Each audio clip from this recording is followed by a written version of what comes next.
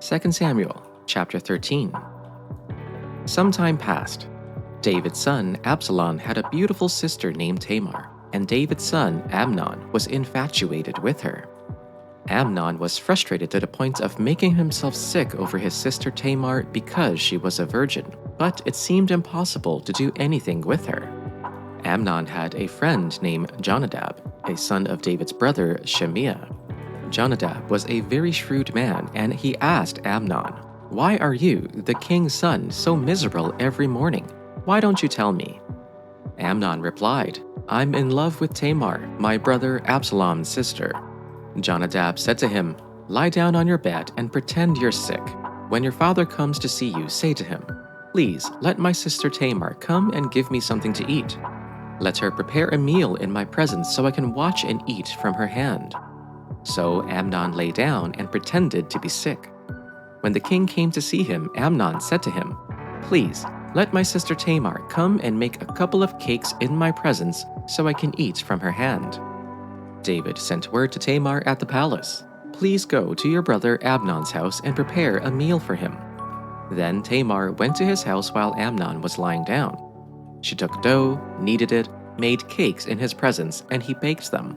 She brought the pan and set it down in front of him, but he refused to eat. Amnon said, "Everyone leave me," and everyone left him. "Bring the meal to the bedroom," Amnon told Tamar, "so I can eat from your hand." Tamar took the cakes she had made and went to her brother Amnon's bedroom. When she brought them to him to eat, he grabbed her and said, "Come sleep with me, my sister." "Don't, my brother," she cried. "Don't disgrace me, for such a thing should never be done in Israel. Don't commit this outrage. Where could I ever go with my humiliation? And you would be like one of the outrageous fools in Israel. Please speak to the king, for he won't keep me from you."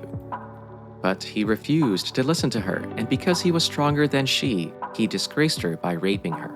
So Amnon hated Tamar with such intensity that the hatred he hated her with was greater than the love he had loved her with. "Get out of here," he said. "No," she cried. "Sending me away is much worse than the great wrong you've already done to me." But he refused to listen to her. He called the young man who served him and said, "Put this woman out of my presence and bolt the door after her." Now she was wearing an ornamented robe with sleeves, for this is how the virgin daughters of the king were clothed in earlier times. So his servants put her out and bolted the door after her. But Tamar put ashes on her head and tore the long robe that she was wearing. She put her hand in her head and went away, crying aloud as she went. Her brother Absalom said to her, "Has Amnon your brother been with you?" "Be quiet for now, my sister. He is your brother. Do not take this to heart." So Tamar remained a desolate woman in her brother Absalom's house. When King David heard of all these things, he became very angry. But he would not punish his son Amnon because he loved him, for he was his firstborn. But Absalom spoke to Amnon, neither good nor bad, for Absalom hated Amnon because he had raped his sister Tamar. After 2 full years, Absalom had sheep shearers at Baal Hazor, which is near Ephraim, and Absalom invited all the king's sons. Absalom came to the king and said, "Your servant has sheep shearers. Will the king and his servant please go with your servant?" But the king said to Absalom, "No, my son, let us all not go, or else we will be burdensome to you." He pressed him, but he would not go, but gave him his blessing. Then Absalom said, "If not, please, let my brother Amnon go with us." The king said to him, "Why should he go with you?" But Absalom pressed him until he let Amnon and all the king's sons go with him. Absalom made a feast like a king's feast. Then Absalom commanded his servants, "Watch when Amnon's heart is merry with wine, and when I say to you, 'Strike Amnon,' then kill him. Do not be afraid. Have I not myself commanded you? Be courageous and valiant." So the servants of Absalom did to Amnon as Absalom had commanded. Then all the king's sons rose, and each mounted his mule and fled. While they were on the way, the report came to David that Absalom had killed all the king's sons, and not one of them was left. The king rose, tore his garments, and lay on the ground, and all his servants who were standing by tore their garments. But Jonadab, the son of David's brother Shimea, said, Let not my lord suppose that they have killed all the young men, the king's sons. Amnon alone is dead. This has been determined by Absalom from the day Amnon raped his sister Tamar. My lord the king should not be concerned about the report that all the king's sons are dead. Only Amnon is dead." Meanwhile, Absalom had fled. Now the man standing watch looked up and saw many people on the road west of him coming down the side of the hill. The watchman went and told the king, "I see men in the direction of Horonaim on the side of the hill." Jonadab said to the king, "See, the king's sons have come. It has happened just as your servant said." As he finished speaking, the king's sons came in, wailing loudly. The king too and all his attendants wept very bitterly. Absalom fled and went to Talmai, son of Ammihud, the king of Geshur. But King David mourned many days for his son. After Absalom fled and went to Geshur, he stayed there 3 years. And King David longed to go to Absalom, for he was consoled concerning Amnon's death.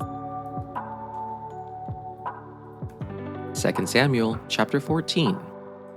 Joab, son of Zeruiah, realized that the king's mind was on Absalom.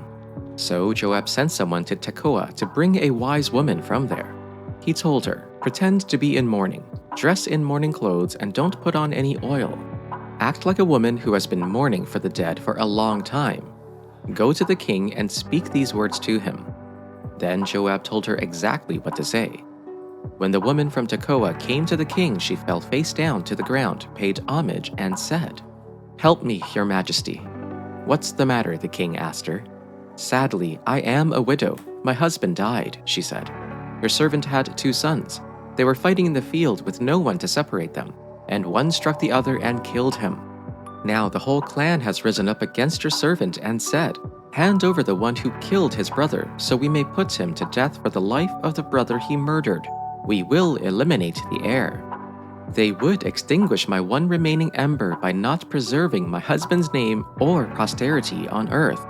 The king told the woman, "Go home. I will issue a command on your behalf."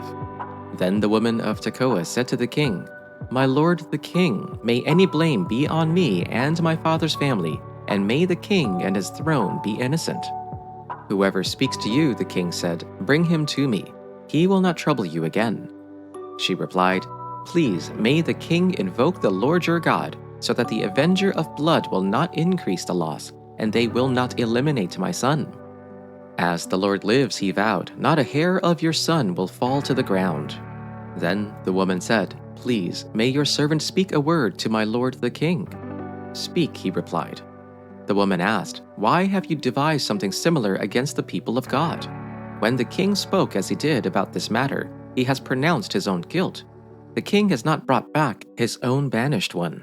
We all must die. We are like water spilled on the ground which cannot be gathered up. But God will not take away a life.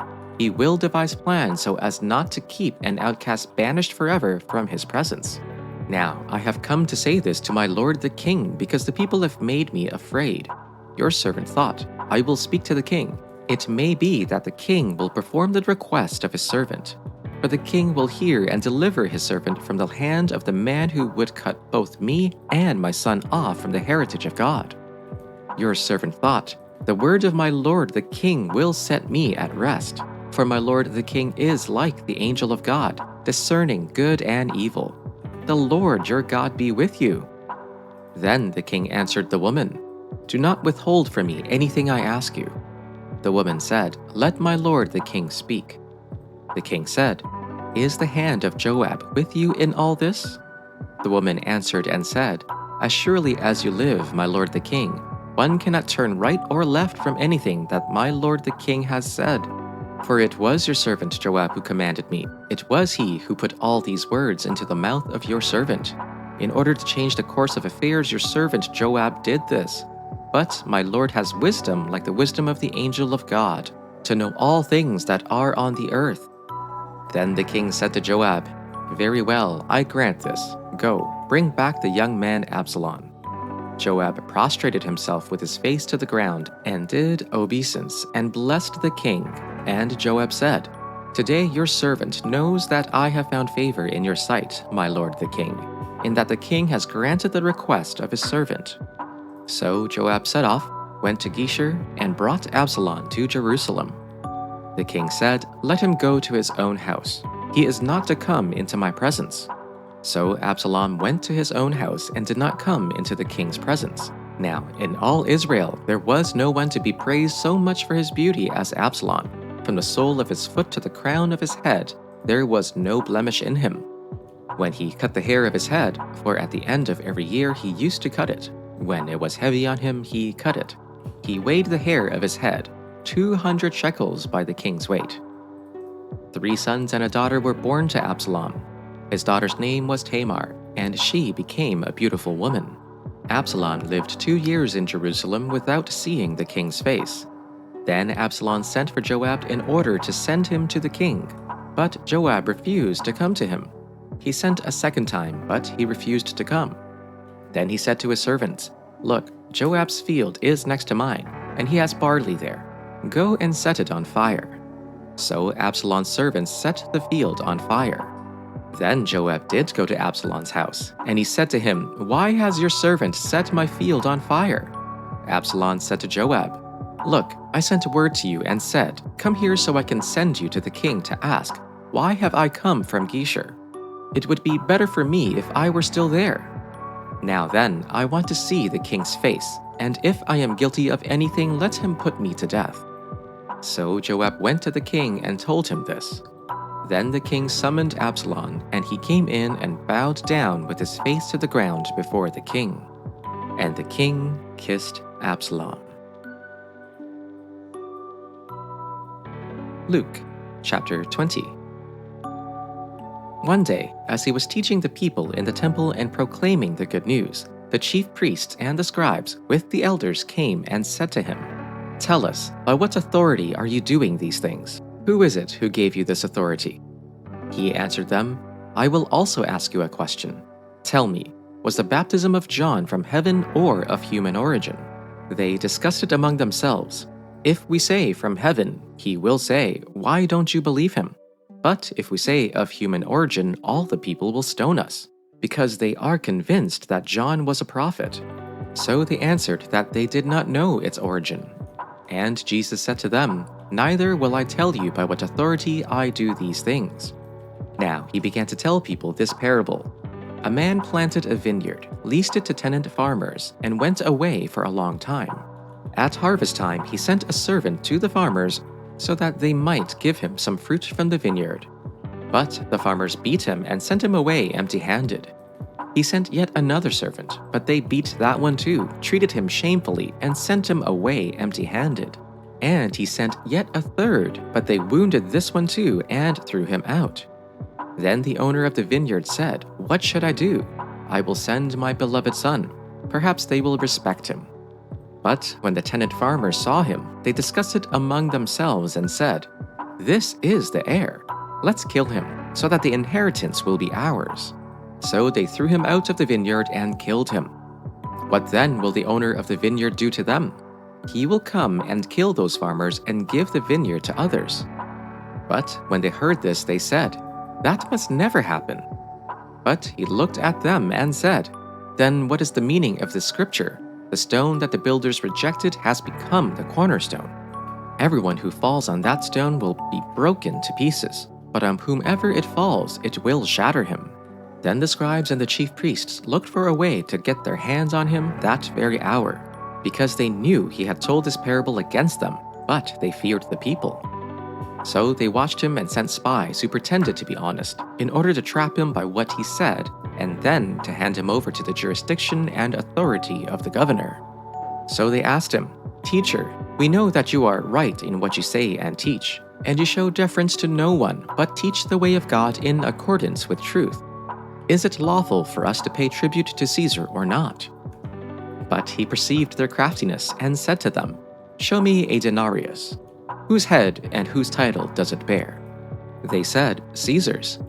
He said to them, "Then give to Caesar the things that are Caesar's, and to God the things that are God's." And they were not able in the presence of the people to trap him by what he said, and being amazed by his answers, they became silent.